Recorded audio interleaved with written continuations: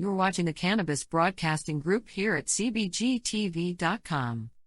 The opinions expressed during this show are those of the individual participants and do not necessarily reflect the opinions of their associated organizations or cbgtv.com. The medical and health information shared does not constitute a physician-patient relationship. It is provided for general informational and educational purposes only and is not a substitute for professional care. Accordingly, you are encouraged to consult and speak openly with the appropriate care professionals.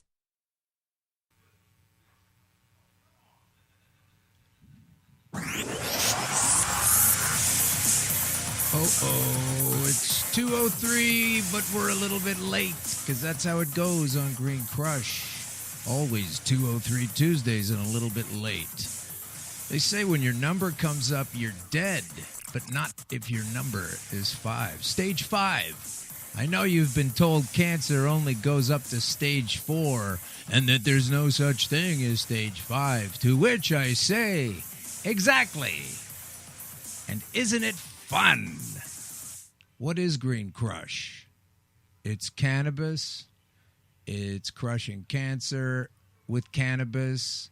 It's using cannabis to become aware of the lies and the laws that prevent access to the cannabis that crushes the cancer. But we can't put all that in the title. That's just too long of a thing. That's what it is, though. It's new information and old suppressed awareness coming to the light, so you don't have to. Facts that, when fully understood, will crush the laws that illegally prevent cannabis access. Can access. Now. I can. Our right. Our plant. But I could not fit all of that into the title of the show. This is Green Crush on the Eggplant Digital Network.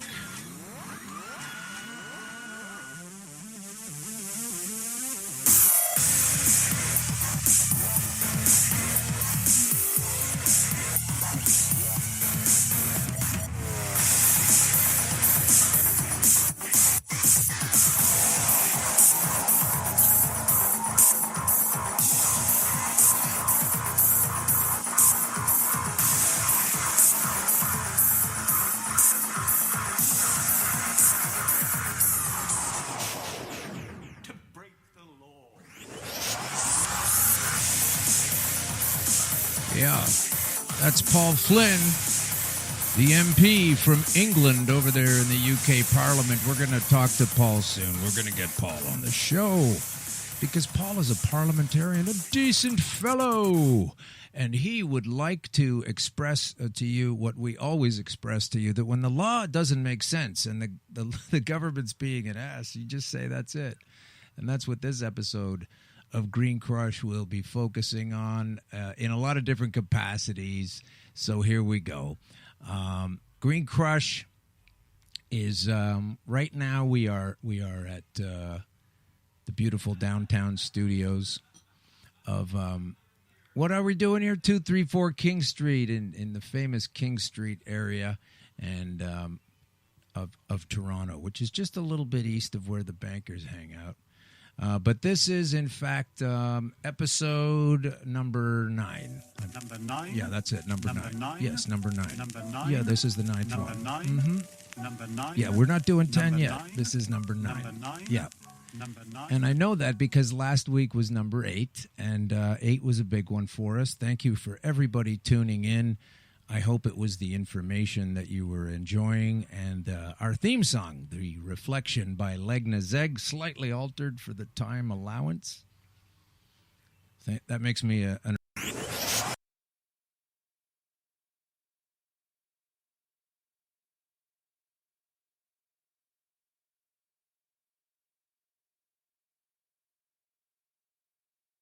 You're watching the Cannabis Broadcasting Group here at cbgtv.com. The opinions expressed during this show are those of the individual participants and do not necessarily reflect the opinions of their associated organizations or cbgtv.com. The medical and health information shared does not constitute a physician-patient relationship. It is provided for general informational and educational purposes only and is not a substitute for professional care. Accordingly, you are encouraged to consult and speak openly with the appropriate care professionals.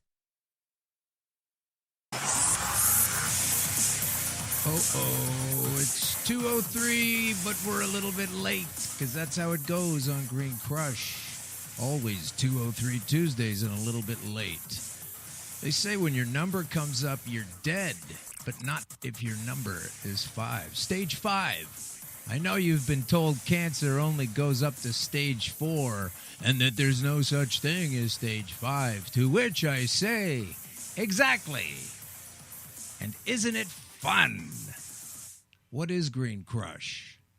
It's cannabis. It's crushing cancer with cannabis.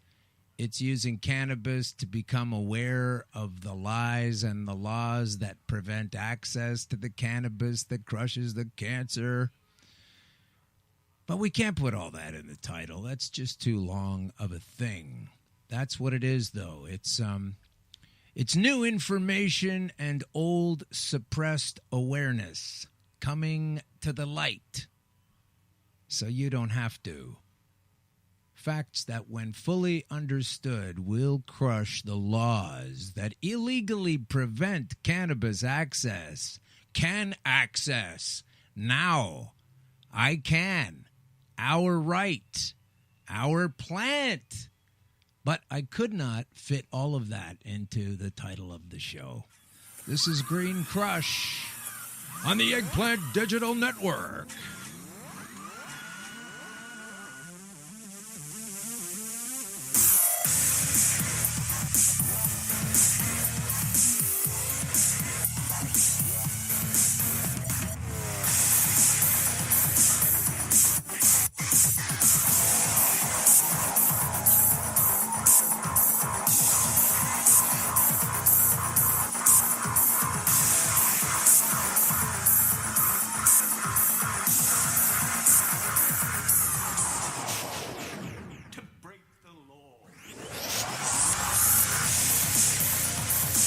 Yeah, that's Paul Flynn, the MP from England over there in the UK Parliament. We're going to talk to Paul soon. We're going to get Paul on the show because Paul is a parliamentarian, a decent fellow.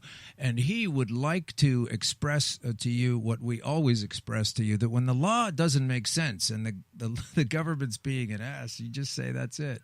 And that's what this episode of Green Crush will be focusing on in a lot of different capacities. So here we go.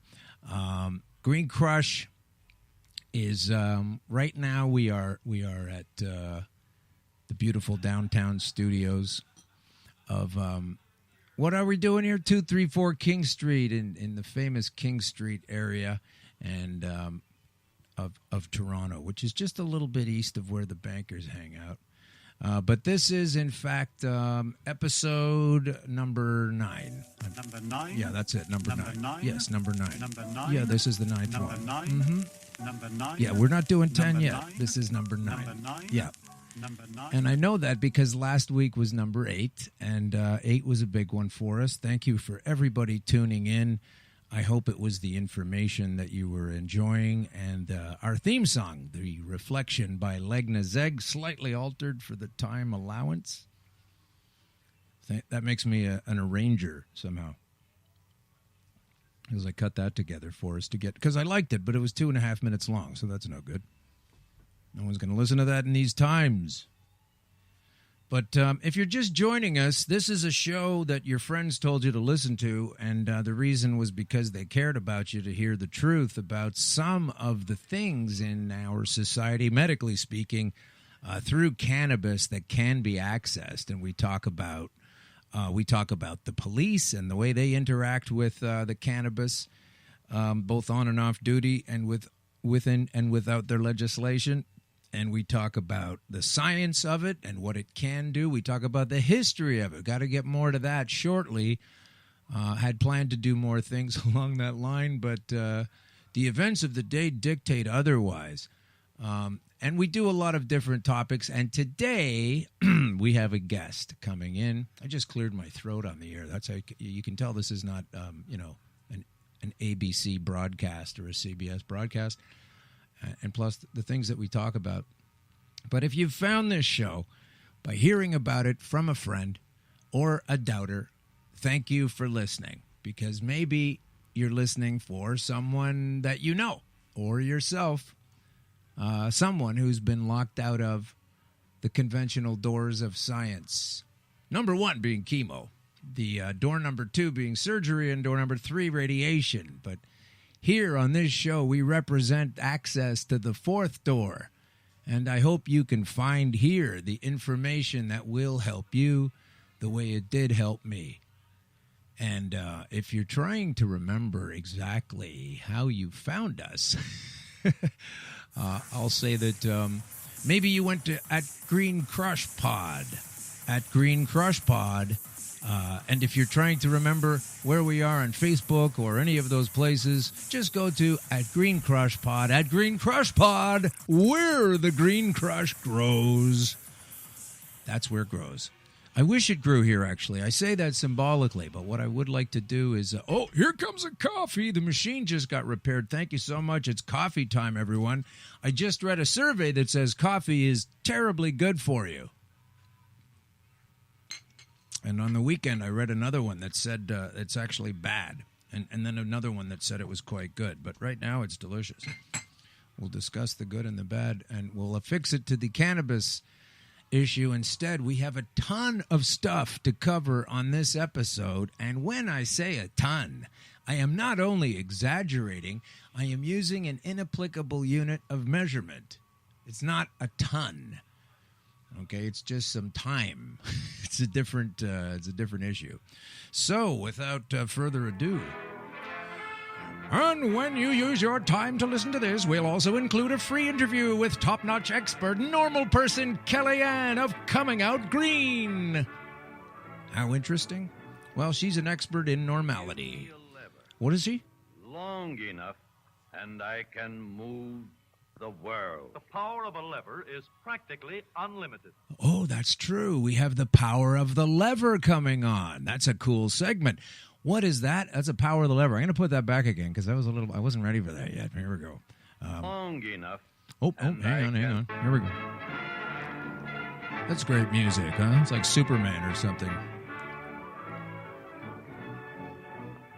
Give me a lever long enough, and I can move the world. The power of a lever is practically unlimited. Okay, why is that on the show? We'll get to that later. The power of the lever. It's policy lever. And it's just as applicable now as it was when that little song and industrial video were made to explain just exactly how the powers that be making the money anyway, are able to influence what seems to be open thought.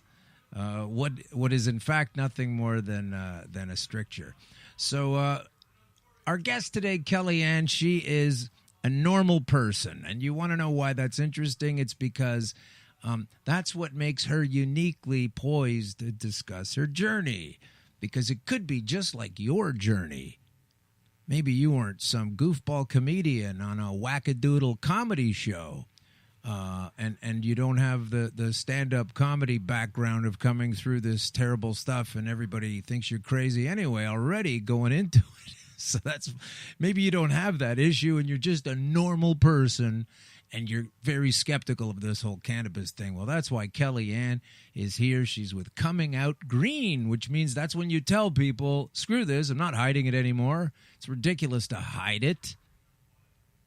It's been implemented as a tool of shame by these punks. We'll get into that later. But she is she could just be like you, a normal person seeking to go through the fourth door of cannabis to the fifth stage of cancer, a.k.a. life, out of unbearable disease and through to the other side to get here today, at least in my case, using cannabis oil. The oil.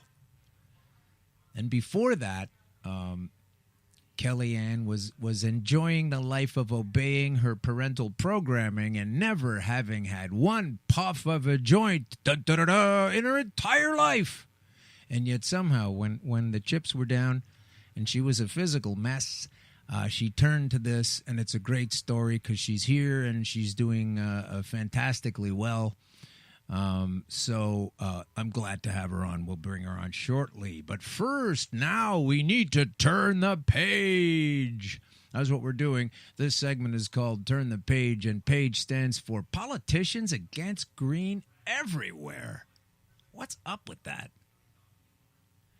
Once again, we are fortunate enough to be coming to you live at 2:03, and we're always a little bit late. From the Pacific Junction Hotel number 234 on Toronto's storied King Street East. Come and learn different ways to fight cancer. Stay for the healthy food and drinks. Brought to you by Eggplant Digital Creations. I should read that again. Come to learn different ways to fight cancer. Stay for the tasty food and drinks. That's a pretty dichotomous request, and both of them are good ideas, by the way. Eggplant Digital Creations is running the show here. This is the brainchild of Eggplant Digital. Eggplant Digital. We create creations and deliver them to your car. See job availability for corporate slogan writer. Corporate slogan writing. We tell you what to do. All right, let's move into the show. There's some nice people walking by today. We're having people come in and watch us now, and it's strange because they see me, and then 7 seconds later they hear what I said. And maybe if you put that much of a time lag in it, it makes more sense, hopefully. I don't know. Okay, so next segment right here is... well, we have to get straight away to the Ontario government legislation effort regarding the availability of cannabis to anybody that wants to use it. And the news is that it's not very good. Not very good at all. Here it is, Ontario to create Cannabis Control Board. Focus on the word control. And it's opening up 60 storefronts, ladies and gentlemen. Have you seen how large Ontario is, by the way? Or maybe the folks going to fix themselves getting off the opioids live close to one already. The Ontario government will announce, and did announce on Friday, that it will create a cannabis control board. But that's not exactly what they announced. We'll get into that. And they're going to open up 60 storefronts to manage the sale and distribution of marijuana in the province. Restricting the marijuana sales to those 19 and older, although if you need to get into the Army, I'm sure they can make an exception by a year, and a year above the minimum age recommended by the federal government's Cannabis Task Force. I don't know if that's the deal, but you know, they tell you certain things you could do at an age. Like, why would you be able to drive around in a car at 16 if you can't even, takes you 3 years later to sort out rolling a cigarette? The 30 to 60 stores selling marijuana will not be housed inside the existing LCBO stores, et cetera, et cetera. So that's basically the blurb from those guys. And some folks are saying that the reason they're coming up with this right now is that Kathleen Wynne, I hate to say it, but she's the premier of the province, is in some trouble with a bit of a scandal that she's being called to testify in soon. And a lot of people are going to care a lot less about that than this whole cannabis thing. And so, you know, it's all bread and circuses again. But, you know, where has there never been a scandal with a politician before? That is most likely the case. It says here, accusing the Liberals of using the marijuana legislation as a smokescreen for scandals. Neither the Progressive Conservatives or New Democrat Party yet say how they would distribute cannabis next year, but they're not poised to. They're not poised to. So that's the trusted press again coming at us at the CBC. And let's see about bringing that gal up again. I want to see if I can talk to that one. There were a couple of points she was making that I thought we should all hear. This particular interviewee on the CBC. Let's see if we can get this coming in here. And they are speaking with the interviewer, Rosie Barton. I'll give you their names later. Here we go. For sensible drug policy in Toronto is Nazli Megzoudi. She is of the International Centre for Science in Drug Policy. Good to see you both, ladies. Nazli, I'm going to start with you. What do you make of the framework that Ontario announced in terms of distribution and sale of marijuana? Is it the right approach? Yeah, I think there are actually a number of really positive announcements that were made today. That's not where you start. That's not where you start, Miss, because Nazli, because that's not what was going on. What was going on was that there were a lot of bad things happening. There were far more bad things happening than good things happening. So focus on the main thing, but do go on. This is funny. First being the age of access at 19. It was really important, I think, to align the age of access for cannabis with alcohol. Given that alcohol use at a young age is not safer than cannabis, we certainly wouldn't want to be incentivizing alcohol use. This isn't about incentivizing alcohol use. This is just about cannabis. And here comes the beginning of the barrage of the false comparisons of similarity between two completely different substances in both their effect and results. But go on. Over cannabis by having a higher age restriction for cannabis. So that was one positive element that we saw today. I think another really positive element was the fact that the storefronts will not be selling cannabis and alcohol together. Oh, good. And they also won't be selling power saws and fishing rods together because they're also not related. This is not these people just skip right over. This woman is from some kind of access shame restriction facility. We certainly don't want to be encouraging polydrug use, so the use of those two substances together. So definitely creating separate storefronts for cannabis also creates opportunities for things such as cannabis education as well. What does that mean? Cannabis education. You can see that fastball coming down. This is indoctrination. If this is coming from a government that doesn't want to allow us to have it anyway. Which would be less likely or less easy to do within the context of existing LCBOs. So certainly some positive developments from Ontario's announcement today. Okay. That's her whole take. Right off the top. That's her whole take right off the top of what everybody else, including the staunch to the right Globe and Mail, the National Post, in both the editorial policies of the paper and several of the columnists inside have completely picked apart this ridiculous scheme to limit something that belongs to us. And do we consider statistics such as California marijuana decriminalization, which is completely different from legalization, drops youth crime rate to record lows, says a study in the Huffington Post 2012. A drastic 20% decrease in juvenile crime, bringing the underage crime rate to the lowest level since the state started keeping records in 1954. And this is the general term of things. This is, in fact, the way it's going in so many of the jurisdictions, and this is why it's taking longer to roll out legalization. Because what are we going to do about the lack of work and actual things to do in the meantime if this thing really becomes legal? So, of course, they don't want that. And so that's what it was on the evening of the Thursday, Shifty, last week. They delivered the deliberately too late notice that there would be a massive and misguided further announcement the very next morning to usher in a paradigm shift from how we bust you now with cannabis over to how we're going to bust you later over cannabis. We control, you the majority. I'll bet the more discerning of you listening today are able to pick up from my tone that no, I don't endorse this any more than does the province of British Columbia, for example, who have an infinitely superior model from transitioning into providing willing customers and patients with a plant that can grow in the ground.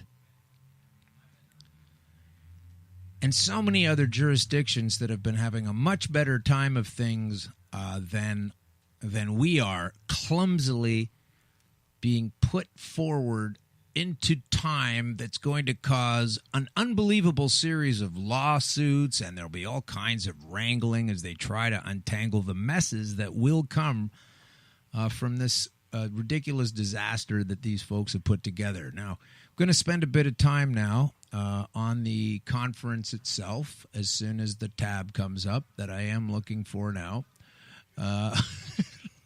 Live show. Okay, I thought I had everything pinned down here, but let's get that out of the way. Oh, here we go.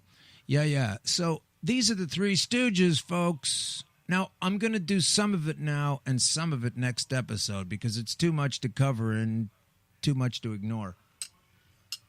So rather than trying to get it all in, let's hear what... this is the Tiny Minister. I'm going to call this guy the punk in the middle. I don't really feel like I want to get into the names right now. There are three gentlemen up there wearing the suits and the tie. By the way, I'm telling the truth. Here's the tie. Where's this? Is the camera showing the tie? Is it this one? Okay. Tie. So I'm on board with the truth, right? That's the menu.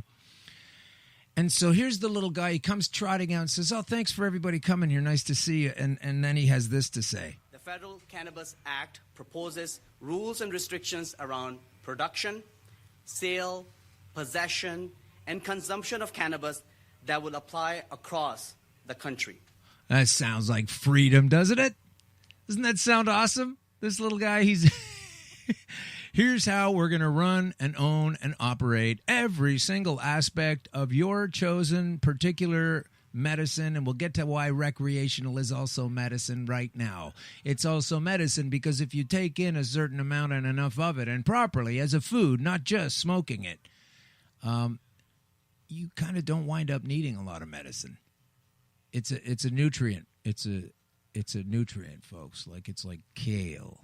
Okay, so there's a lot of cool stuff in there besides the part that gets you high. And it's meant to be ingested as a plant. And this is part of the greater problem, not just the focusing on letting everyone smoke a joint or a bong once in a while. But let's listen to this guy here. Again, he's got more to say. But it also leaves the provinces and territories with some big decisions to make. Why? Why don't you just... accept the fact that most people either want to do it or don't want people to get busted for doing it. Why don't you sit down and just chill out a little bit instead of, being a servile parasite? No? You want to be a servile parasite? No, okay. Continue. If passed, the federal bill will set into motion a once-in-a-generation change. That's the problem. That's the problem right there that everybody, well, it's good that they're doing something at least. No, it's not. You don't build a shitty foundation for your house or none whatsoever and then start wondering about 3 years down the road, oh, maybe we should renovate the basement and then because the ceiling is collapsing because you didn't plan it out in the first place and you threw away the logic and the reason and the functionality of so many other successful models in the first place. Why the politicians against green everywhere? They have to make up this bullshit. They're constructing a paradigm for discussion that limits the possibilities of what really can happen. And that is a particular trick of governing. I've looked it up. I found it. It's an old one, so we'll get to that later. But let's let this little fella continue. He's so awkward. For our society, the end of prohibition. Legalization of cannabis is a broad and complex topic. Only because you're factoring in policing and incarceration and punishment and control out of the gate instead of addressing the true issue that's driving this matter, which is that we have the freedom and right to do this if we want. That we know is accompanied by some concerns for Ontario families. Some concerns for Ontario families. So this will be the group of people who are primarily, they've got a hunch. Man, I've been dealing with people like this over the past year getting this show ready. People that have a hunch or a notion and no data and are of the type who consistently misinterpret the stated end point. The stated end point. And they twist it to their own agenda. And in this particular case of the cannabis that I'm talking about, it's the government telling you what to do. It's nothing more than that. And you go, well, they're letting us do this. And it's a trick through misinterpretation. Such a considerable change has rightly led to some anxieties about the impact of legalization on our communities, our roads, and our children's health. And I'll tell you where a lot of those anxieties are coming from. They're coming from the policing establishment of the nation. Because if you had a genuinely freed up cannabis access, the right of the people, same as the folks sitting in the bar having a drink right now, if you were able to just let us do that, there would be far less for the police to do. Far fewer people to arrest. So, when they're talking about the roads and the use, they need to go right to, well, what about the police? What do they think? The people of Ontario rightfully expect their government to approach legalization thoughtfully and responsibly. Well, that's a true statement. We do expect you to approach it that way. It's too bad you haven't. With this nonsense, continue. Which is why we have set out 4 key priorities for Ontario's approach to the federal plan. 4 priorities. Here we go. Our aim from the start has been to protect youth, promote health and road safety, focus on prevention and harm reduction, and eliminate the illegal market. So eliminate the illegal market by calling the people who've already figured out how to do it criminals and then taking it over themselves to become the Tony Soprano, and the legislature is the bada bing. And there's only 60 outlets for tons of people that probably close at 6 o'clock on Sundays. Really well thought out, guys. The product of a sober mind, this legislation. Good for you. Continue. Even though the federal bill was only introduced a few months ago, our government has been working on these priorities for over a year now. That just sounds like such a sucky thing to say. Oh, we've been working on this for a long time, particularly when if this is what you've been working on for a long time. Personally, if I were you, fella, I'd be saying, yeah, when the announcement came earlier this year, we started throwing things together, and it's kind of fucked up right now. We're doing the best we can, but, we're government people. And then you could go, well, at least this guy's telling the truth. But what he's saying here is they're extruding from their political orifice a bill so feces-like that I can't believe anybody spent a year on anything to come up with all of this. We have so many holes in this sieve. Here we go. Guided by a dedicated legalization of cannabis secretariat, we have been working closely with our federal and provincial counterparts. Who else? Who else have you been working with? Your federal counterparts of attorney generals and your provincial counterparts? Who else have you been considering when you're going to try to legalize in some way cannabis? Who else have you been consulting? Consulting with public health experts. Oh, okay. Public health experts who are connected to institutions that recommend against the use of cannabis, such as CAMH. Who else? Who else have you been consulting regarding the access to cannabis? Who? Law enforcement. Oh, right. Law enforcement. Okay. They're the next person on the list that needs to take in the news. Okay. So who else are you considering while you're dreaming up these crazy rules? Who else are you running it by? Community agencies and municipalities from across the province. Agencies and municipalities. That's who you're sharing it with. Okay, there must be one more group of people that you're going to discuss the access to cannabis situation with. There's got to be one more group of people. Come on, it's got to be saving the best for last. That's it. What? Who? When? And learning from the lessons of the 8 U.S. states who have already legalized. That's who you're consulting? States that have already legalized, and your model contains hardly any of the models that were shown to be working in a superior manner. There must be somebody else you've asked. By bringing these different perspectives together. Oh, no, you didn't ask anybody else. Those are the sole perspectives you brought together. Where the fuck are the users, stupid? Where are the people who have been using this being consulted? Where is the consultation from the medical people? Where is the consultation from the recreational people that want to use this stuff that you're like some kind of pesky nanny walking around telling us we can't have those? You've got some kind of a power complex, Sonny, and it doesn't show up on the outside. You're not walking around in truth. You've got to go to this link on YouTube. Ontario announcement of its regulation of marijuana in Ontario. They're still saying the word marijuana in the friggin' YouTube video.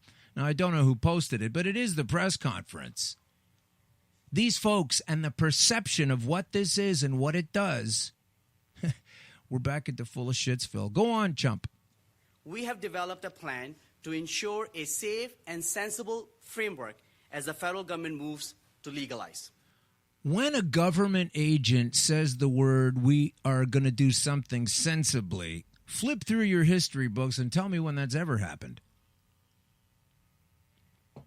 It hardly ever happens. This act itself is so full of holes. It's so full of shit. We don't have time. Well, I could do a 10-hour show on this.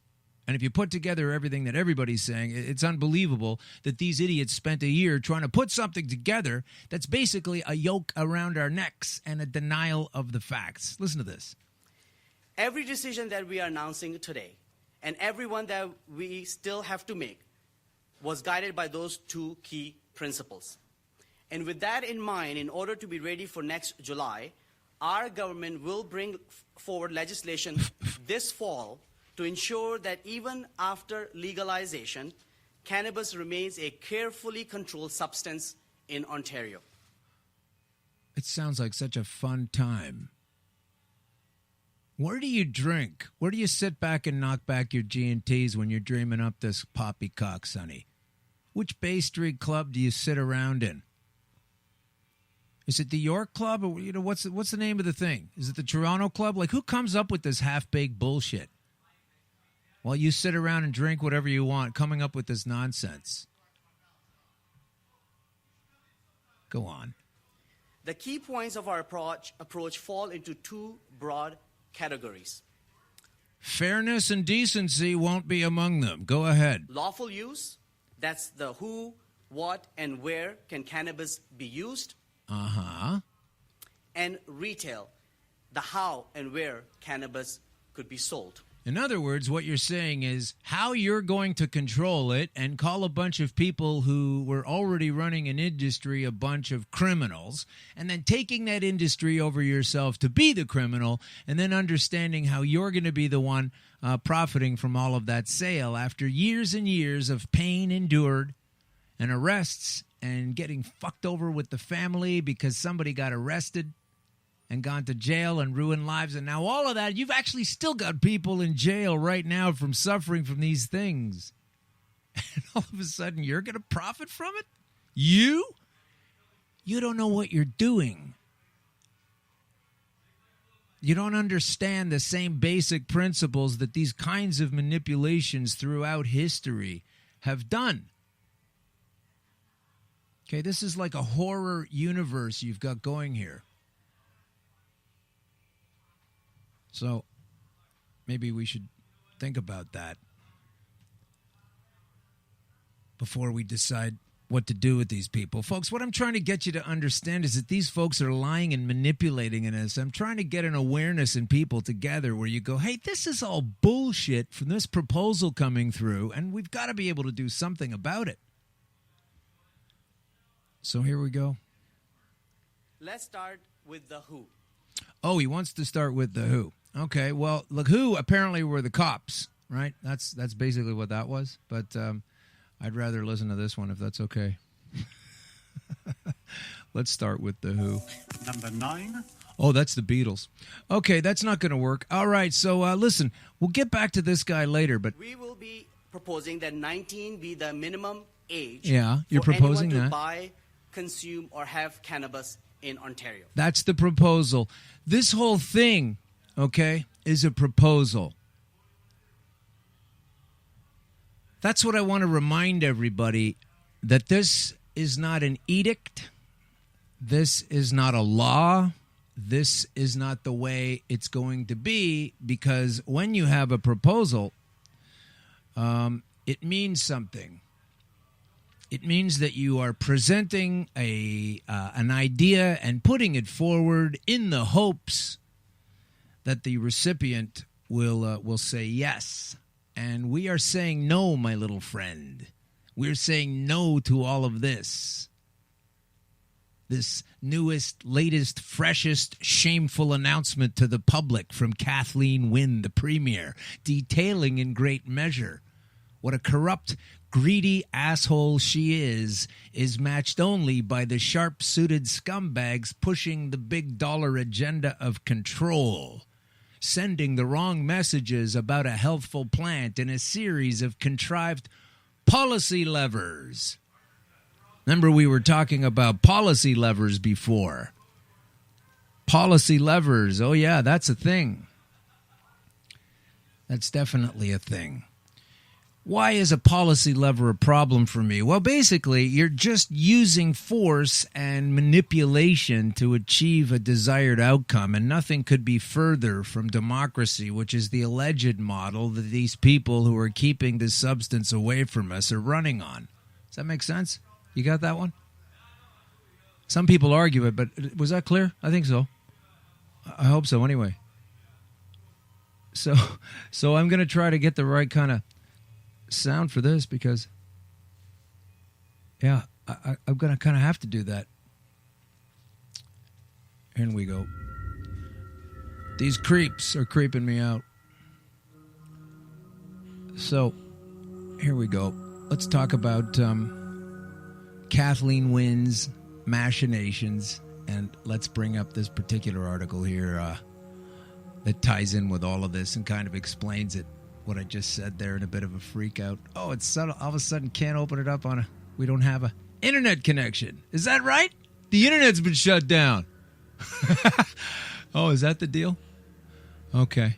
So we don't have an internet now. There's no internet connection. Oh, boy, I guess I gotta fucking wing it. All right. Okay, all right. Fine and dandy. That's what we'll do. I'll just tell you exactly what I'm talking about with some stuff that isn't dependent on the internet. First of all, they are not legalizing it, okay? Understand that. They are not legalizing. Legalizing is a word that they are using to control the tone, to cast the spell, to affect your perception with a premeditated policy lever. I know. It sounds so democratic. Just like when the word marijuana was devised to stigmatize it or calling it the devil weed. These are the same old tricks, like back from the initial days of cannabis prohibition, packaged up in a flashy new box, which is as big a compliment as could be pulled out of me regarding Kathleen Wynne.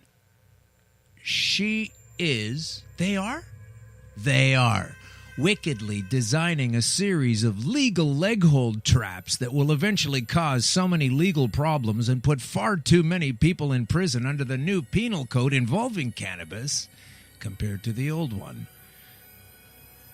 We all know the cops were never going to be okay with the reality of a genuinely decriminalized substance. They would have far less to do, fewer people to bust and process, a modern-day realization that some policing is societally redundant and exists only for its own purpose, propagated merely to bring profit to the corporation that each police service is. After honestly decriminalizing the good green, the police budget would not only not need an annual increase, they could never justify keeping their current roster on duty. Some of them would have to be laid off. The Police Chiefs Society never want that, and neither would the police union, and they are a minority. So how come they get to do that? It's that policymakers have been pulling levers and bending science, ignoring the bounty of evidence to the opposite of their diktat, and shoving their harsh, scolding, disregarding bullshit down the throats of the majority with an absolutely regressive and repressive flexing of aggressive force. And I want to sue them. And so should you, based on ignoring copious evidence and choosing to set harsh policy against the sensibility of the evidence. They're spewing toxins into the water. They're participating in profiting from major environmental international mayhem. I'm all done following the lead of these same people, doing the same things over and over, and then telling people like myself and everyone else and my guest on the show who's fresh into the studio that we're terrible people and that this activity should be discouraged. Again, folks that don't use this stuff are telling us how it's going to go. And you have to look at their official point of view and look around the world and see how messed up it is and say, I'm done with this bullshit. And because these same instincts guided me well away from and beyond a guaranteed funeral 3 years back, I'm going to collect on that guarantee that fell through by allowing myself to just keep on using those same survival senses. And these intuitions and awarenesses, they will be my personal GPS, not the government's proposal. Proposal failed. Like the girl who doesn't want to go out with that particular dork to the high school prom. Sure, he proposed to her. Please come with me. I'll bring you a corsage or whatever the fuck they do at this age. But she turned him down, and we as the electorate and as the partakers thereof and the folks with the rights will not be dictated to by the likes of these idiots. We're going to do a video piece on these guys, okay? They were so funny. It was all kinds of fun. But right now we have a special guest in the studio. Thank you for coming in. It's Kellyanne. We didn't get your last name. It's Oxtoby. Oxtoby. Okay, we need to go way closer. Russell, how's it going? That's okay. That's okay. We're going to make sure you got to lean in. Don't be any more. You don't need to be nervous out there. Oh, no. Because if you're in a little closer, it'll be the same amount of nervousness and we'll hear you better. So that's all I wanted to say about that. So thank you for coming in. You are here representing Coming Out Green. Yes. Tell us a bit about Coming Out Green, then we'll get into your story. Coming Out Green, I'm building a site where people A little bit closer. Okay. Where people can come and find information about cannabis, about the different ways to consume cannabis, what it can help you with, just a place where people can feel comfortable without the stereotype or stigma of all the negativity that's out there. Provided by the people they pay taxes to tell them what's up. Right. Okay. Well, good. I'm glad you. And how did you find them? Are you the founder or I'm the founder. You're the founder. Yeah, okay. It's my thing. It's your thing. Okay. So Coming Out Green. So I guess the nature behind that is coming out. That's like parallel to the gender sort of issues coming out. Standing up, speaking out. Yeah, being you feel proud like that you were able to consume a natural remedy for your illness, and maybe without you were shame. Doing it earlier without telling anyone because of shame. Exactly. Right. Okay, so Kellyanne, you're a woman in your 40s. Yes. And if you could sort of take us back to high school, did you ever smoke joints in high school? No. No, I already tipped that at the beginning of the show. You didn't go to the parties and smoke the joints. Were you drinking beer? Parties. You went to I was the parties? drinking beer, but it was just never anything that crossed my radar. I just didn't feel I needed it. I had friends, and I never judged them. People can do what's good for them or what they feel is good for them. I'm never going to judge somebody for it, but it wasn't for me at that time. Okay, so then you get out of high school and college, university, whatever. No. Never tried it there? No. You went there? You went there and you didn't try it? No. Okay, so all the likely entry points, you weren't a user. No, I've been sitting in a room with people that, partake, but I hadn't myself. So even at that point, you wouldn't support a legislation that would put your partaking friends behind bars? Oh, God, no. Right. No. So that's also the majority of people you speak with about these topics and that issue is the majority of people don't want this. I'm going to keep ramming that point home that the government that keeps pounding this stuff to us is very much on the thin end of the wedge. So tell us about, so you're moving out of college years and now you're pushing into your 30s, et cetera, and you're this person who never, condemns anyone who uses it, but you don't partake, and then one day you did. So just describe the series of events that took you to that day. Well, I guess I was about 27 when I was diagnosed with fibromyalgia. Okay. And it's a very painful illness. Hurts to be hugged, to be touched. Even sometimes the clothes hurt to be on. Wow. so it's like kind of a constant 24/7 pain, and I've been on every medication that was out there that they recommended, including analgesic shots where they take these huge needles and shoot them in your head, neck, back once a week, and crazy pain, but didn't help either.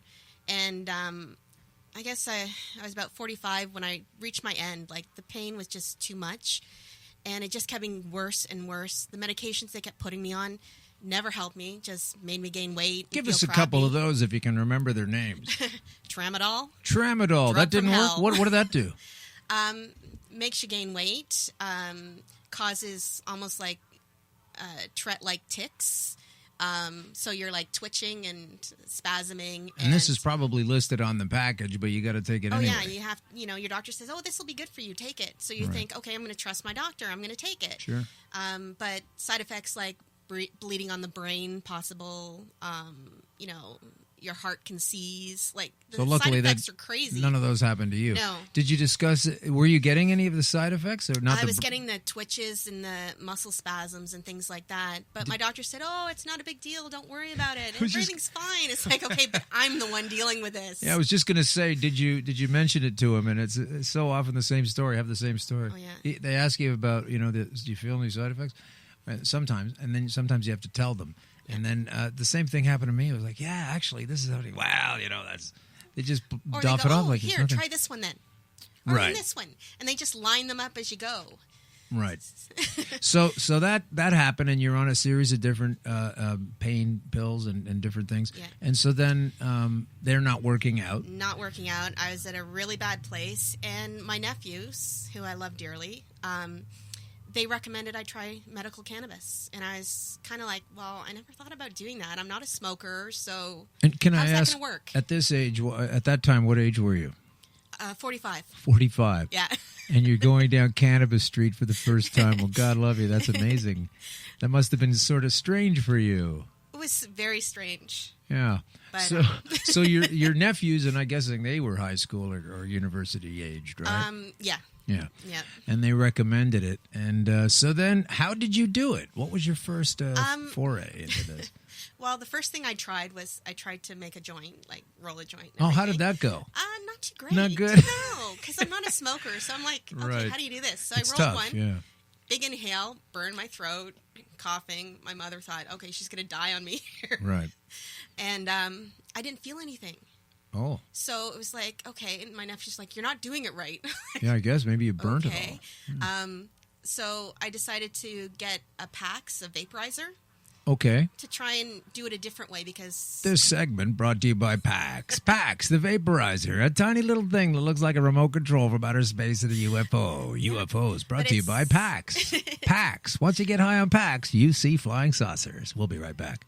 Yeah. So you like that one? Oh, yeah, it's amazing. Is that a cool one? It's a really good one. They've got these little steel plates in there. You have to kind of keep on top of switching those around. Yeah, you have to keep it clean and everything, otherwise it kind of tastes kind of rank. But it's super handy, though, right? Oh, very handy. You just zing it up, in and out. Like, You'll be using that to break the law shortly, hopefully. Oh, yeah, no problem. Once they pass what are they gonna do, arrest me and throw me in jail? I think they might. Big deal. I think you're a bad person, Yeah, and we but should I'm very persecute you. outspoken, so they really don't want to put me behind bars. Yeah, you'll just tell everyone else in there. So now you're doing the PAX. You went right from can't roll joints to the PAX. Yeah. And someone at a store was helping you understand how this machine worked and how you have to No, grind I just this ordered up. it online. It got delivered. Amazing. My youngest nephew, who he's not a drinker, never has been. He prefers to partake in cannabis. Sure. So he was showing me how to use it, explaining things to me and everything. He sounds like a reprehensible young man, Oh, going by the government perception. We're trying to discourage this, you know. Oh, yeah, exactly. It's just so bad for you. It's terrible. Here. Oh, God. Have another brandy. It's so bad for you that we're going to open all those dispensaries and make money off of it, but don't take it. Don't take it. Right. It's incredible, the paradox there, yeah. So then, so you're rocking the PAX, and what are you finding about your painful medical condition, fibromyalgia? Basically, it doesn't really take the pain away fully, but it's almost like it creates a barrier so that it's kind of wraps the pain up and separates it from you so that you can be in a headspace that you can deal with it better. Okay. Does that make sense? It does. I read something that I don't have the article in front of me, but there was a brain it used the brain barrier perception or something. I can't remember the exact thing, but it was where you do still have the pain, but it gets compartmentalized into a different place. Yeah, so as long as you're not concentrating on it, it's really not there. Right. So it's great to have that kind of relief when you're constantly under the barrage of pain. Right. So how are you now with the fibromyalgia at this time? I'm off all medications except for medical cannabis. Well, that's a crutch. You shouldn't be using that as a crutch. It's a gateway drug, and I might try crack next. So that's really great. So how often do you partake, and in what formats? Is it always the packs or? No, I use the packs just to get through until the medibles take effect. The medibles? Yes. Oh, that's the medical edible. Yes. That is not in this new legislation. No. Not this proposal, I should say. It's not in there. Neither is the cream. Because we'll get to that later. Because we're already working on 60 stores for this gigantic province. Like, how big are we seriously compared to Texas? Does anybody know? Like, it's around the same, right? Not quite, but yeah, 60 stores, that ought to do it. So they've really got their shit together, and they've really got their shit anyway. So what are you gonna do with the future of where can we find you on Facebook, etc.? This is Coming Out Green. Coming Out Green, or comingoutgreen.com or comingoutgreen.social. Okay. So the site is going to be up by the end of the month. There's going to be a social aspect where people can chat, just like Facebook, send messages, discuss, and I'll be available to answer questions and help them out. There'll be an information area and also all the information that's going on out there, the studies, anything people are looking for to make them understand cannabis better, to feel better about partaking in it, to medicate, and to improve their lives and health. Right. So...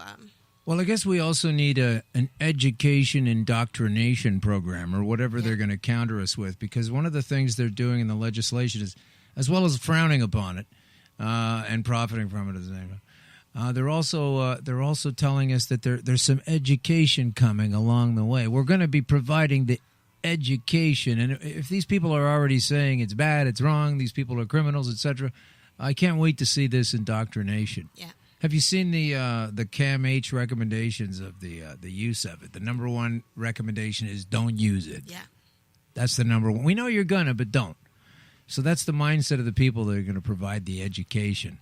And I'm as frustrated with them for doing it as I am surprised and disappointed in people who are generally walking around out there for believing in it. Yeah. I can't understand why anyone is taken by this. Even my parents believe in it now. Three-card Monty. So, and even your parents. My mom's 73 and my dad turned 80 in March. So tell us about the time you were 40-something and you decided to tell your mom and dad that you were using cannabis. That didn't go over well because they'd been bothering my nephews for years about, you're going to get schizophrenia. You can't take that. Don't do that. It's bad for you. Don't you watch those commercials and don't you look at the information? It says, no, don't use cannabis. And I just said to them, well, it's my last resort. What else am I going to do? Full-blown arguments? Like not too bad. Thanksgiving table knockdown dragouts? I did a lot of research, so I kind of knocked down all their points. I knocked down one by one with actual factual information and studies. Actual factual. Yeah. That's usually good for an argument. People get really upset when that happens. Yeah. So, and now my mom actually is partaking in medical cannabis to help with her fibromyalgia and lupus. Oh, wow. How's that going with lupus? What does she say about that? It helps her a lot. So she's cutting back on the amount of medication, like the dosage. She's sleeping. She's not having as much pain. And one or two mishaps with enjoying the cookies too much. What happened? What happened I made there? her some cannabis cookies. Just, I love told her these stories. you have to start slow, little amount, start slow. But she was breaking off little pieces all day long because, hey, these taste really good. And she's snapping them down like a normal mummy kind of does cookies? Later on, she's like lying in bed going, I'm going to die. I'm going to die. And I'm like, you're not going to die, Mom. Relax. Everyone's had that experience. Take a deep breath. Close your eyes. And she ended up being fine, obviously, because nobody ever dies of cannabis. Right. But she still continued after that because she knew it was her fault. She didn't follow the instructions properly. And, when you take too She much, thought that she can could do happen. it. Yeah, She it's thought like, she could do but it, they yeah. taste good. Yeah. That's funny. She is now listening, or did you tell her you were coming on? She's going to be having surgery on Friday, so she's getting ready for. Oh, okay. So, Well, yeah. good luck with surgery, and I hope I'm glad, Mom, that you relented, and that you're also getting some relief out of this property. So, if you're just understanding what we're talking about now, folks and ladies and gentlemen and people and stuff, is that the whole concept of the medical user and the recreational user is far too blurry to begin to try to legislate against or for. I mean, you might as well try to set rules on which way chimney smoke can puff out of the top of a building, because it's not really going to be something you can control. And the longer you fight against it, of course, you have to understand there's obviously the desire is to have these black markets created. This is a time-worn kind of through history thing where when you limit access to something, you inherently propagate or create or boost the black market. So while they say it's important to them to deal with the black market, maybe they just mean that they're dealing with the black market. That's basically what they're doing at that point. But I'd like to thank you for coming in and tell us if you're going to have any events coming up or any kind of thing like that. Do you have anything to mention? There'll be some things happening once I launch, and I'll let you know. And what kind of time frame are we looking for? Hopefully by the beginning of October, end of September, beginning of October. So I'm doing this all on my own. So it's for Coming Out Green. Yeah. Okay. Well, thank you, and for coming on. And get on Facebook and take a look at Kellyanne at Coming Out Green, and she will explain it all to you. And now I'm going to spend a little bit of time just before we go on our crazy legal system that has inflicted upon. Yeah, it's Canada time. All right, so our legal system. This is from Smoker's Guide, by the way. Solid information here, folks. In 2015, Justin Trudeau was elected Canada's new prime minister in a landslide victory. One of his campaign promises was to legalize cannabis. 2 years later, recreational cannabis still isn't officially on the books. People are still going to jail, and as a legal substance, it's not a thing. But Canadians did accomplish one thing. We proved we may be the only population in the world to take the word of a campaigning politician as truth. Why do you believe these things? At least until Trump came along. Maybe it was because medical cannabis was already legal in Canada. Maybe it's because the culture was already pretty relaxed. Maybe because Canadians were just excited to get rid of Harper. But people seem to take Trudeau's election as though cannabis laws were automatically written. At present, there are 100-plus dispensaries in the Greater Toronto area and 200-plus in the British Columbia province, with more shops and vape shops popping up every day. And as the raids in early 2017 have shown us, while weed might appear legal in Canada, we're still working out the kinks and trying to write the laws.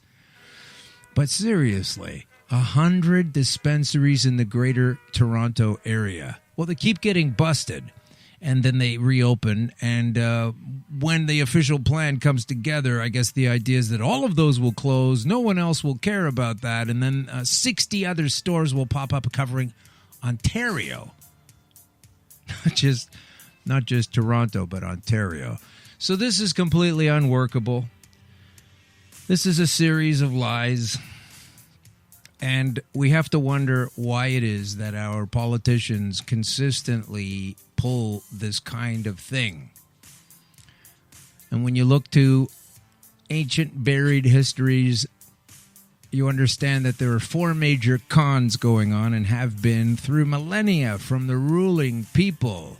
A world system, a world government is the product of millennia of development and use. And today's users are these idiots that we see now at Queen's Park who take allegiance and swear to the Queen and pretend they're representing us, but they're representing the Crown. One of the major cons, of course, is the religion technology con, where Basically, you got a scientific priesthood which attains power and essentially a monopolistic position to dictate what the laws of physics and chemistry are, etc. So that's why we're hearing about how terrible cannabis is, when in fact we know fucking well right that it's the opposite. And if you use it incorrectly, there's going to be some problems. Just like everything else at the hardware store, or all of the windows on the buildings that can easily be punctured and damaged by throwing something through it, and the next thing you know, there's a piece of glass cutting someone's... You see what I mean? You can make a bunch of shit and threats out of everything, but this is all about control here. Some of the consequences of this particular phenomenon include foreclosing exploration of deeper, more powerful, and more universal knowledge, as well as alternative outside-the-box ways of looking at things. And most importantly, fostering eternal dependency at the expense of people's realizing their own true nature and actualizing their own true potential. But one who is awake and empowered cannot be exploited. And therein lies one of the major reasons all of this obfuscation and lawmaking is taking so long to get into place. They're shitting their pants. That more people are going to realize these facts. And the smarter you get, the tougher you are to govern. Join me, won't you? The esoteric heart of the con is that all of the technological development and manipulation that occurs in the realm of science, including the design and engineering and manufacture of all industrial products involving scientific knowledge, basically everything made today, are accomplished by projecting into the outer world things that we, as spiritual beings, are inwardly capable of knowing, being, and doing in, by and through ourselves. Then we've also got the law con. The law government con, consisting of instilling as deeply, securely, pervasively, and unquestioningly as possible the belief that men must have governments, that some people must be governed by other people. We're going to end that shit.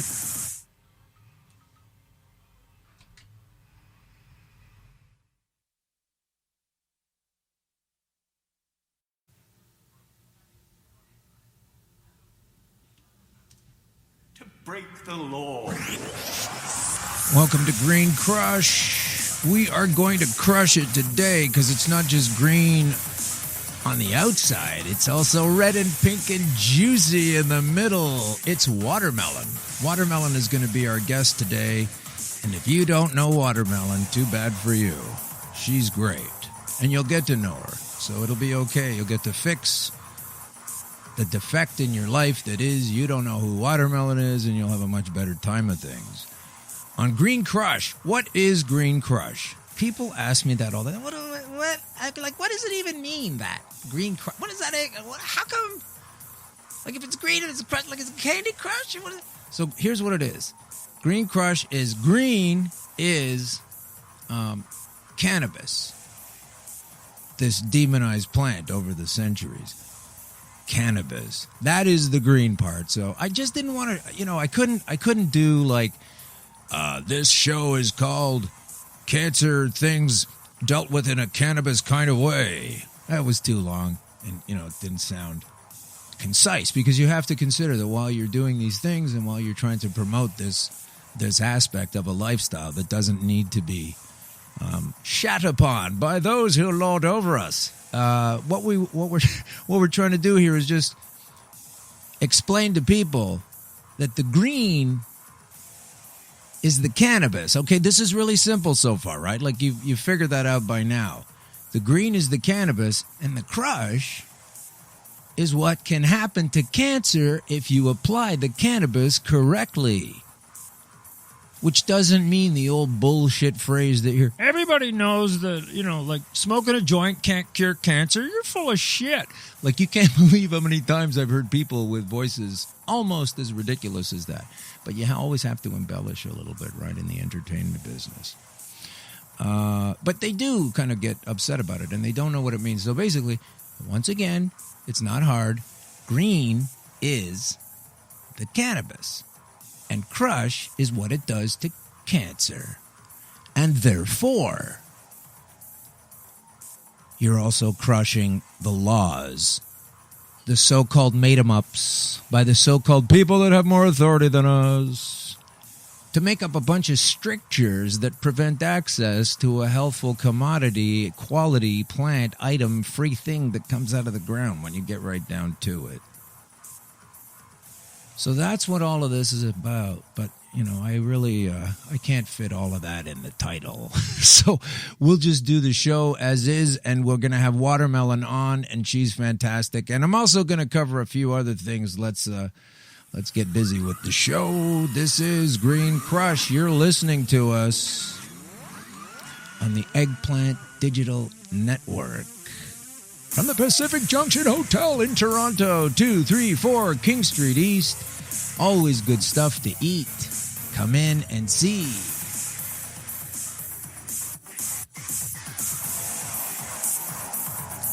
Yes, the Eggplant Digital Network, Canada's leading creative content hub, with Russell on the control board. And we'll need him today because Watermelon's here. We're going to go back and forth on Skype. And so this is where you folks who don't have a video access on this particular podcast are at a slight deficit. I admit it. We're not trying to gear things for the visual solely, but sometimes it's fun to do. But you can also listen to it on your download on your iTunes. It's still going to be a good show, despite the fact that you'll miss out on some of the viz.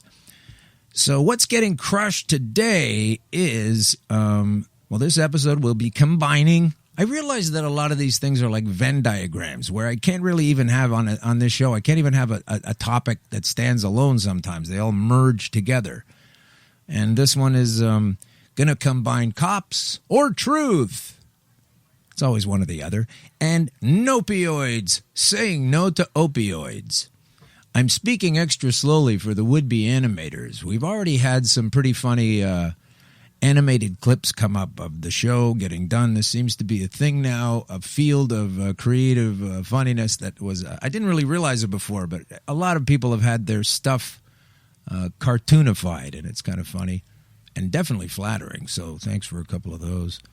And what's the next thing? Oh, yeah, so cops are truth, nopioids, and unblinded me with science, because there's a lot of science at hand here today. And but we're going to start... by unraveling the bullshit that was the Ontario proposal. It's an Ontario proposal to handle the cannabis laws, because Canada itself, the government of Canada, has been stating for some time now, despite the constantly arresting people for partaking in something that is going to be available to everybody soon or something. Is that how it goes? I don't know. I lost track of the plot, the federal plot.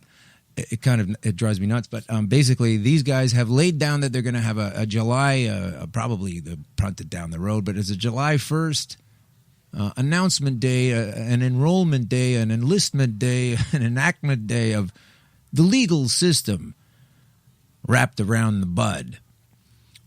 And there is one now, and it's going to change. It's basically like, how did we used to bust you before involving cannabis? And we're going to be transitioning to a thing in July 18 called, this is how we're going to bust you now for cannabis. So it's different stuff. You got to pay attention to what's being manipulated around here. So that's going to be happening next year. But then the Ontario government has jumped the gun, and they say they've been working on a proposal for about a year now.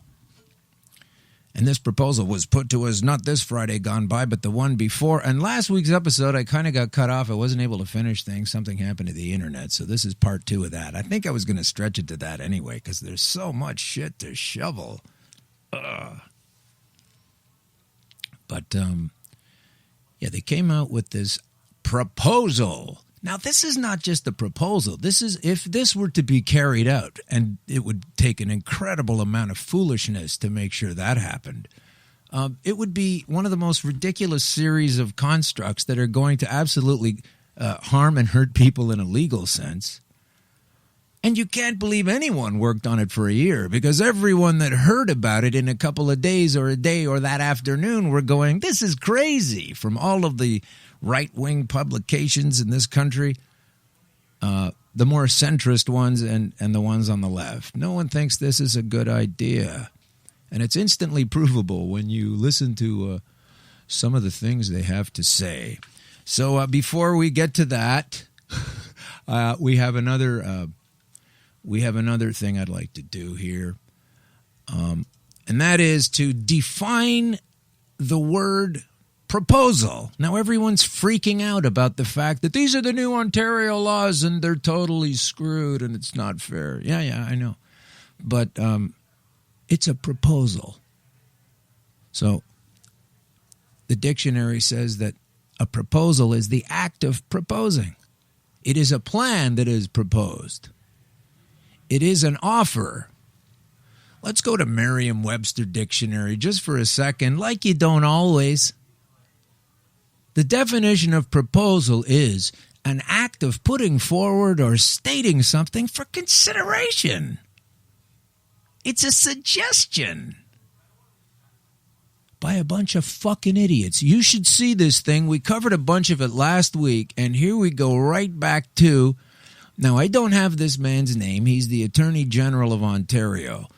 I can get away with that because I'm not really like a news guy. I'm just a guy that reads news and brings some of it to use. So this guy, I don't know what his name is. He's the shortest one in the middle there. He started off the talk. We got on some of this last week on episode 9.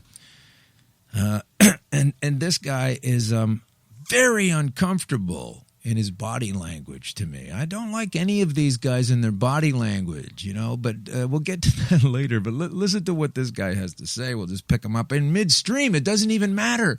It's not like you have to go to the beginning to fully comprehend the whole thing. Like, you don't need to drink an entire river to understand how much water is going on in there. You can stop here, stop there, go fishing, whatever. You don't need to take the whole thing in. So we're just going to lap at the brook here of the babbling nonsense that comes from these overpaid idiots that have been spending a year to come up with a plan that immediately the next day, even the RCMP said, we won't be ready by then. So this year of planning thing that they say they're doing, like, none of that planning involved picking up the phone and calling the cops to see if they could fucking handle it or not. Now, please don't confuse this in my sense of like that I condone what the officer's response has been drawn up to be ahead of time to guarantee as many busts as there were before it was legal. I don't know all of that.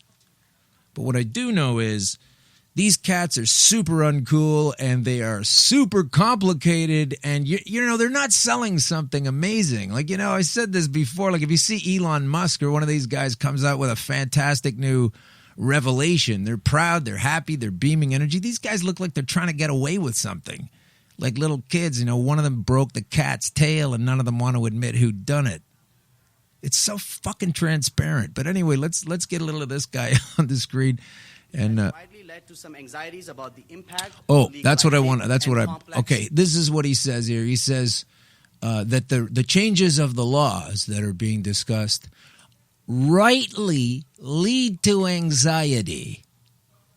Now, what kind of fucking idiot says, "Hey, that's good that leads to anxiety"?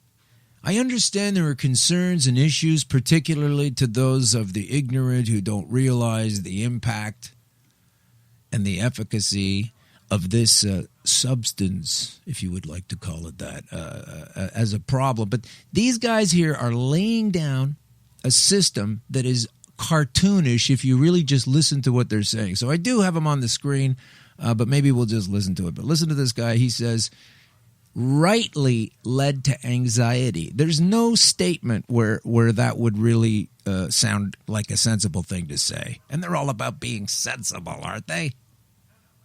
So how you could rightly lead yourself to anxiety. And this is just like a minute into this press conference. And so right away the flags go up and go, this guy wants to lead me to anxiety? Luckily there are drugs for that, huh?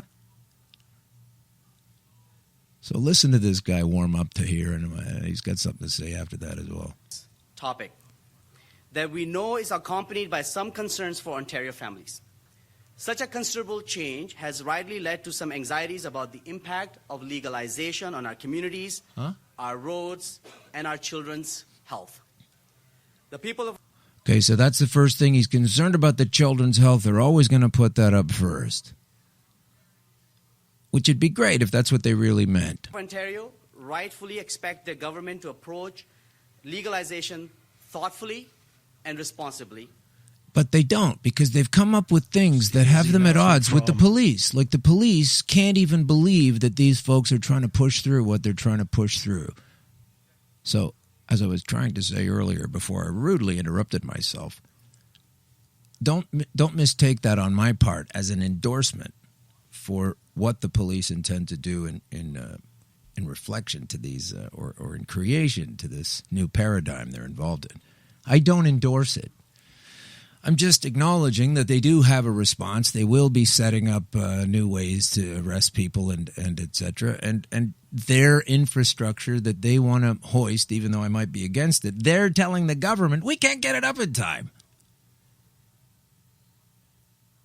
You know, which is not, you know, hard to imagine if you've ever seen some of the members of the government. But anyway, we'll move on to this other chunk. I got a few of these that I wanted to dip into, so we'll see how we do with that. Here we go. We have a responsibility to ensure that our young people have every opportunity to realize their full potential. A responsibility to do what we can to protect and educate our youth about the dangers of substance abuse. Okay, you're going to educate them about the dangers of substance abuse. Are you also going to educate them about the positive aspects of this particular plant? That's got to be the next part of your sentence. A responsibility to ensure that all Ontarians are protected from the dangers of second-hand smoke, and that includes from cannabis. Okay, so then answer me this. Why is it then, this is under the proposal, why is it that if you want to make sure that you're being responsible and you're limiting cannabis usage to the home, and what if there are children in that home? Then what happens? Oh, you can go outside? Okay. Well, what if your balcony is one of those, you know, those kind of balconies where it's just a little panel of something and then the neighbor's right over there? What if it's one of those? While you're outlawing vape lounges and places to go and do it in public under the consenting people. This is how sensible this plan is. You can sit through all 36, 37 minutes of this psycho babble and pick one of these nonsensical pieces of meat out of your teeth every 10 seconds, sometimes less than that. Total fiction. Here are the dangers of... Why don't we talk about the dangers of fire? Why don't we talk about the dangers of Wi-Fi at 5G? Or, oh, sorry, is somebody already heavily profiting on that? Oh, okay. Leave it alone then. Like this agenda becomes clearer and clearer with every aspect of the story that is obfuscated by these trained monkeys. Go on, sir. Oh, is it going to... Now it's buffering. Buffering brought to you by broadband. Broadband brought to you by the internet. The internet brought to you by, I don't know. Looks like we're not going to have that one coming in. All right. You know, every week something goes wrong with the tech on this fucking show. It drives me out of my fucking mind. We've been trying to pin everything down, and today we had somebody add some drama to that scene. And while we may explore the possibility of allowing licensed establishments for the consumption of cannabis in the future... You might allow it. Mm-hmm. And then what he was going to say was, but I lost my internet again, was that, we'll think about it. We're not going to bring that aspect up right now. While there are salient, crucial, foundational aspects of properly getting any kind of transition that will be successful together... We're just going to throw up a bunch of sticks in a fucking thunderstorm. So it kind of goes on like that, and I guess I'm getting the message from our broadband provider that I've done about enough of the old YouTube clippy clips, and that's okay, because it's time now for me to focus on dialing up. We're going to go to the Skype machine now, and thank goodness we have a friend today that come on the show. She's wonderful. We're going to ding her up right now. Hang on. Mary Jean Dunstan. So we're not quite there yet. Oh, gosh. I was just wondering if that crazy guy came back or what. Oh, I'm it's here. me. It's me. Are you there? Can we see your picture? There she is. Fantastic. Here. Okay, so I'm going to bust this wide open. And all right, ladies and gentlemen, it's my pleasure. This is so weird because, where do you often, introduce someone and you can actually see them at the same time? Usually you're supposed to be off stage or, whatever. But this is cool. You go. You ready? Okay, so here is, folks. This is please don't cover your face. I mean, God, that's Okay. I was going to come out like, ta-da! I know you're full of ta-das, as I recall. So, folks, guess what? I've been in stand-up comedy for a long time. I started in Vancouver, and that's where I met Watermelon, like back in the early 90s. And she was marauding Wreck Beach, which is known for its recklessness in its clothing code. Everybody takes it off and has a lot of fun and takes it easy. And Watermelon would not only provide refreshments in the way of saleable goods and drinks, they were packed with cannabis too. I mean, it was like living in a dream world. And she was always ahead of the curve, and I knew that. But everything I've been through with my particular journey through and back and forth through cancer and using cannabis, and what I've thought in retrospect about Watermelon, Mary Jean Dunstan, is amazing because she was so far ahead of the curve at the time. And so now I'm so thrilled to understand that somebody with such deep roots in the integrity of this plant and what it does and how it works and is aware of all of the bullshit that comes from the propaganda. You're actually running for office, and I'm so happy to have you on the show today.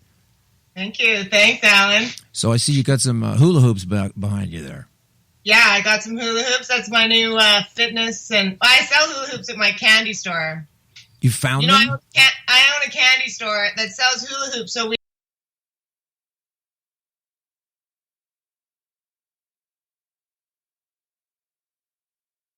CBG TV is the way to broadcast your message to an audience looking for your products or services.